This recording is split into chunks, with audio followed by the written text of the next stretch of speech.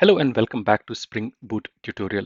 I hope you remember in one of our previous tutorials, we saw how you can use Spring Boot provided framework called Actuator to monitor the health of your application and also to make runtime changes, such as like, if you just wanna, increase or decrease the logging level without starting application.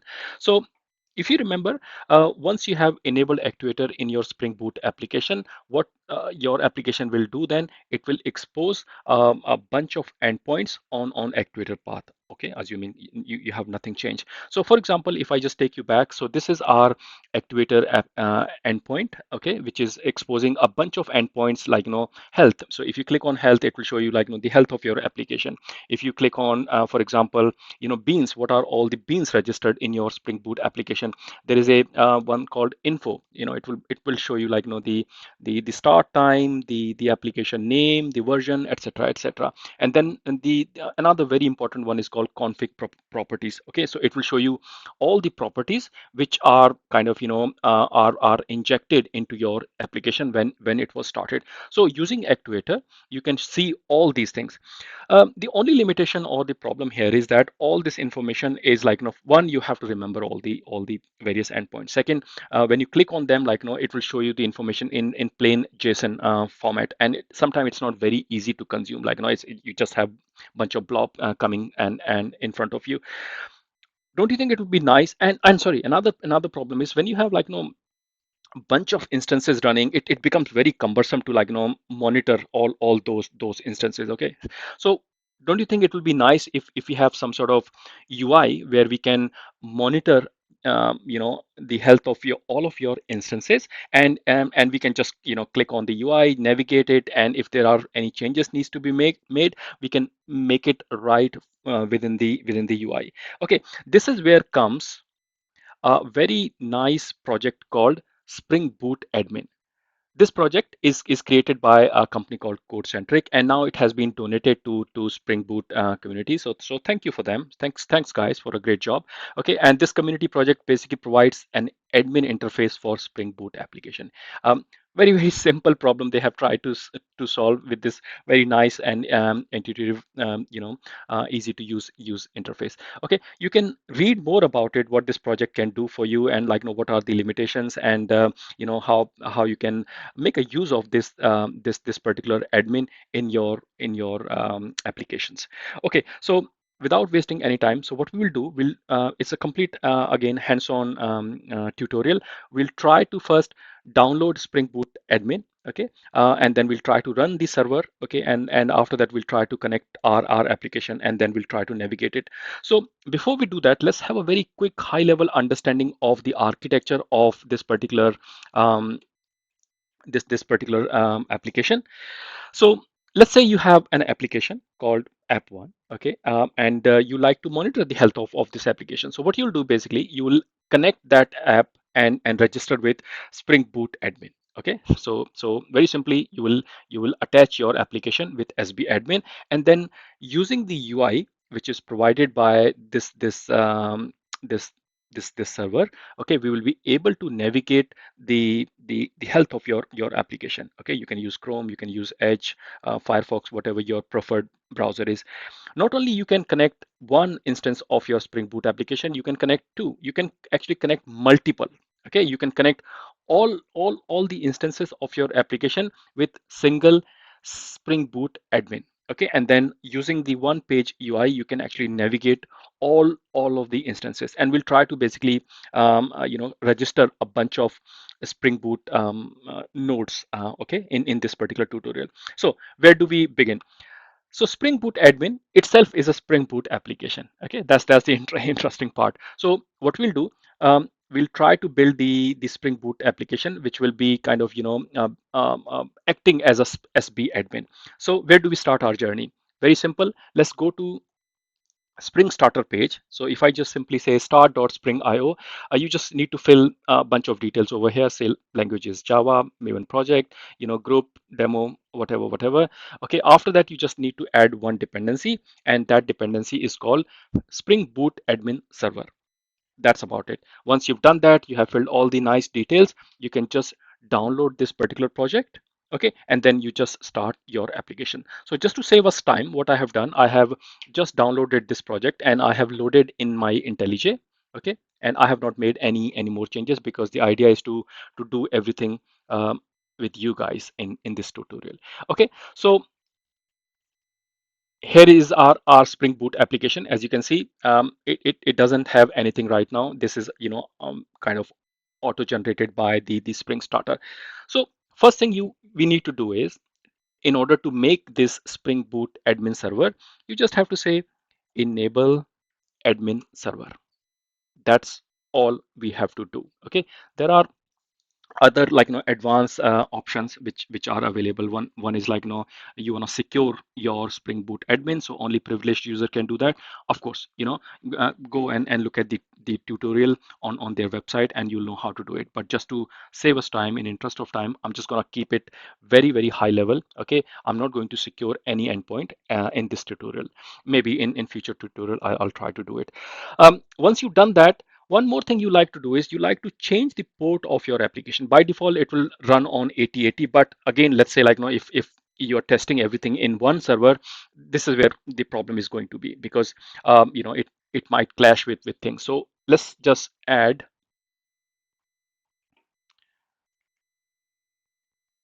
server dot port, and I'm going to say let's run it on 9090. Okay, I'm just trying to increase the font size over here.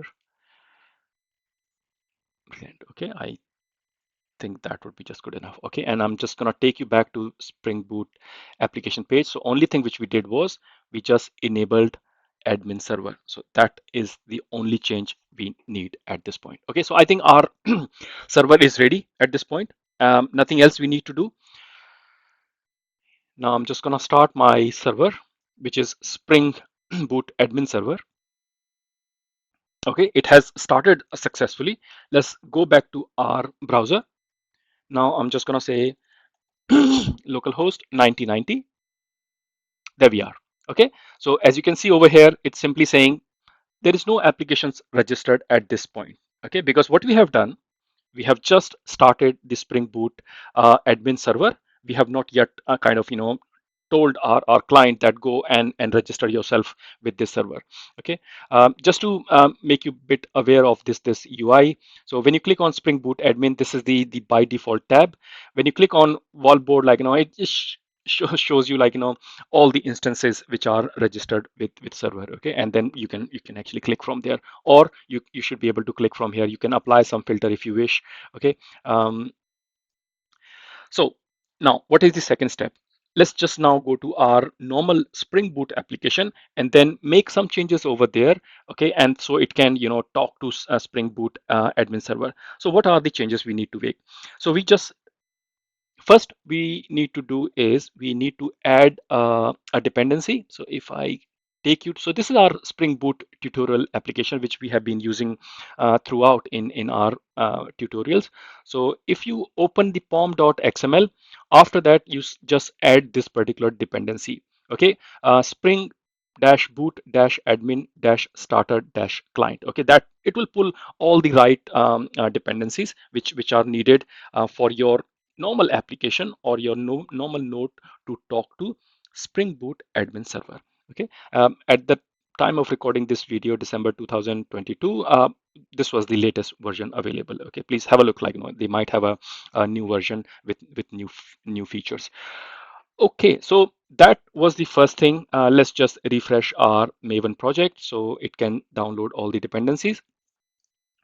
The second thing you need to do is in your application.yaml, you now need to tell that where is the Spring Boot admin server running. Okay, so your application can register itself, and then the communication can happen between server and your client application. All right, if you remember the diagram which I was showing you earlier. So what you need to do in order to do that, you just need to add a bunch of properties. Okay, spring.boot.admin.client, and then this is the URL. So this is this URL of our server. You remember the port number 9090. So if I just switch back, there we are. Our Spring admin server is running on 9090. If it was running on a different port, you would be changing that port right over here.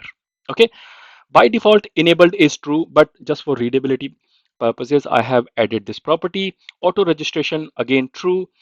You can give a name to your application using the instance name, and that's pretty much it. Okay, so our application, our client application, is now ready to talk to the server. Okay, so let's just go to terminal, and I'm just going to use this nice Maven plugin called Maven Springboot Run. Okay, I'm saying start my server on port 8080. Okay, and the reason I'm doing it so I can start multiple instances of this application. That was the whole idea.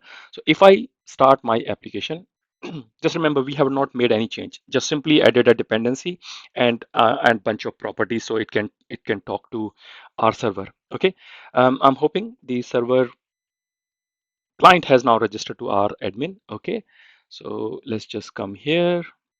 Let's refresh, wait for a few seconds. There we are. Okay, so as you can see, so let me just show you the this wall board first. Okay, earlier this was empty. Now this little hexagon, which is I think representing microservices. You can see it's saying Spring Boot tutorial by Sagu UK. One instance is running. Okay, if we had multiple instances, it will show multiple instances. We'll come to that. We'll try to register another instance, but first let's just have um, little bit of look around, browse around. So application, you click here, it's showing that one application is up. You click on it. Okay, so you have to click on this bit hash. There we are. So everything you were seeing earlier in a normal text form. Okay, as I was showing you in the Postman. So everything which you were seeing over here now exposed over here. So for example, this is the information about your application. So it's saying this is a Spring Boot tutorial. This is the time it was started. This is the version number. This is the group, etc., etc. Okay, and this is our startup time. Instance is up. Name of the app. Disk space. Okay, here is the beauty. Like now it can also show you the disk space. Again, Spring Boot admin itself is not doing anything apart from showing the information. All this information is exposed by Actuator. It just kind of showing you in a more, let's say, readable form. Okay, it's better to read this way than fiddling with those JSON endpoints. Otherwise, all this information is coming from those Actuator. One more interesting thing I like to tell you is Spring Boot admin server is very much like a proxy server. Okay, so when UI is making a call, it's just passing and calling your instance. What I mean is, if I take you back to the architecture diagram, over here in the web UI, when you navigate the admin server, it's simply making a call to your instances because your instances are registered. Admin server now knows, okay, this is the IP address and this is the port where this application is running, and these are the Actuator endpoints. So this is very much behaving like a proxy server. Okay, admin server is not storing anything. When you kill the server, everything just goes away. Okay, it's simple as that. um, okay, now if you click on metrics, you can register for metrics such as, like, what was the application ready time. Okay, if I add metrics, it's saying, I don't know, whatever that means, value integer. Okay, so it's been around 4 5 minutes since this application was started, probably. Okay, disk free. If you like to see, like, disk free, you can build this dashboard as you wish. Environment. Okay, what are all the environment properties or variables of your application, your instance over here, not server, just remember. Okay, so what it's simply saying is it's running on port 8080. Okay, there is no servlet context path. This is the Java class path. Okay, we have pulled all this information from your application. Okay, what is the Java vendor? Azul. I'm using Azul, for example. Okay, yeah, bunch of things over here. Beans, all these beans which are registered over here. Configuration properties. Okay, when your application started, how did you fed the information, whatever you fed. Okay, um, this is my personal kind of property tag. So yeah, it's very very useful stuff, as you can see. Like, if you had scheduled tasks, it would have shown, like, what time they run. Okay, if they are running, yes or no. Okay, loggers. Okay, really really cool stuff. As I was saying to you, so this is this is all the loggers I have exposed or I have kind of registered in my application. You can actually make the changes over here. What does that mean? So for example, right now, our com sagu is running with, let's say, error, or it's been disabled. If I take you back to my application, so this is where our client is running. Just note one thing. If I say root becomes trace, uh, sorry, where is the root? Let's see if we can see root. Okay, if I say root trace, can you see? Earlier, this debug and trace was not coming, but now I'm able to make the logging changes of our application at runtime. I'm gonna disable it. Okay, just to show. Now things are gone. No more new entry. Without restarting application, I'm able to change or affect the logging system of my application. Really powerful stuff. Okay, before we finish, let's just do one more thing. Now I'm gonna start second instance of my server of my client or Spring Boot application. I'm gonna run on 8081, so we don't have any port clash. One sec, and okay, so I think it's not happy with this. It's just that I have a bunch of, I think, Java 8 and 17, so it was not happy. So I'm just gonna start my server now. Keep on saying server, my client application. And now if I navigate back to our wallboard, you will notice soon it will say there are, two instances running, for example. Okay, if I refresh now, there we are. Can you see? It's saying there are two instances of same application running. If I had changed the name of my application, it would have shown two different groups. But now it's saying for this particular namespace or this application name, there are two instances running.